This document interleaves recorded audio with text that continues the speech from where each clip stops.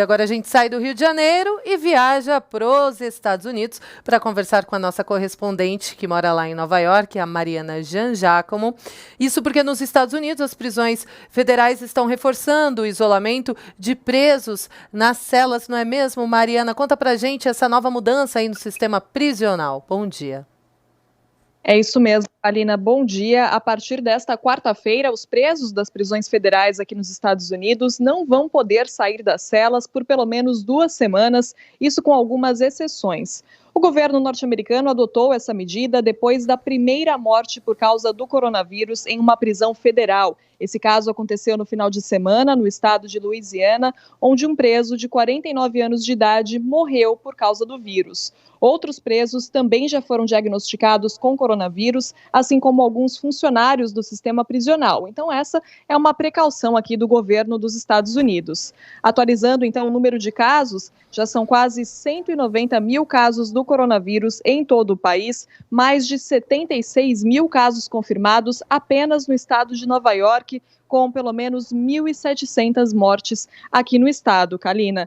E olha, ontem o presidente Donald Trump deu uma entrevista coletiva longa ali de 2 horas. Ele falou que os americanos devem se preparar para as próximas 2 semanas, que devem ser muito difíceis, e comentou também essa possível restrição a viagens do Brasil. Como é que é essa história? Um repórter, na verdade, perguntou ao Trump se a entrada de pessoas vindas de países que começam a ter um aumento no número de casos do coronavírus, como o Brasil, por exemplo, também alguns países do Oriente Médio, seria um risco, colocaria em risco as estratégias aqui dos Estados Unidos de conter o vírus. E aí o presidente Trump disse que sim, e que ele está sim considerando aplicar restrições de viagens a esses países, como o Brasil e também outros que estejam em situação parecida. Ele disse que até o momento o Brasil não tinha casos, não tinha uma situação preocupante por causa do coronavírus, mas que isso começa a mudar. Então ele estuda, sim, aplicar essas restrições de viagens, lembrando que os Estados Unidos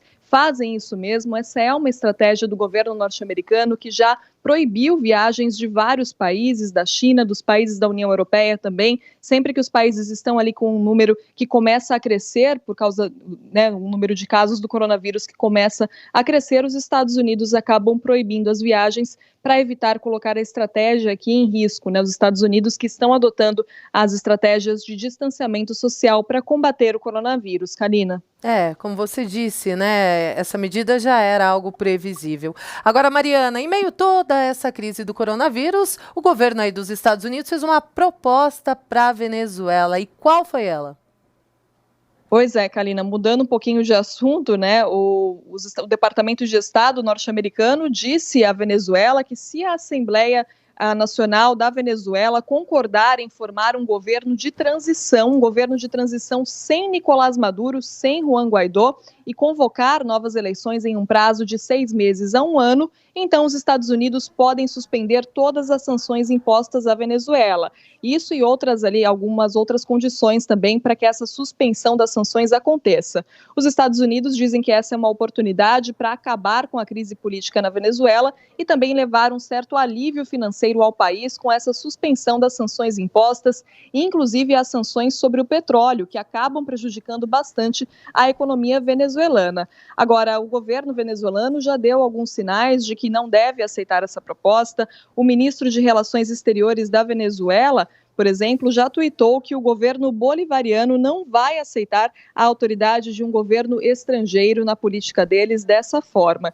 E isso acontece, só para a gente destacar, 1 semana depois de o governo norte-americano acusar Nicolás Maduro de envolvimento com narcotráfico. Então, na verdade, é uma tentativa aqui do governo norte-americano. O que se diz aqui é que o presidente Donald Trump gostaria de ter feito mais nessa situação da Venezuela, porque Nicolás Maduro continua no poder, apesar do apoio a Juan Guaidó, Nicolás Maduro continua lá e o governo norte-americano gostaria de fazer mais nessa situação na Venezuela, e inclusive essa proposta de ontem teve um grande apoio da comunidade de venezuelanos que moram aqui, principalmente que moram no estado da Flórida, no estado norte-americano. Então, é uma questão política, em meio a essa situação do coronavírus, Kalina. Beleza, Mariana. Qualquer novidade, chame a gente, tá bom? Obrigada pelas informações.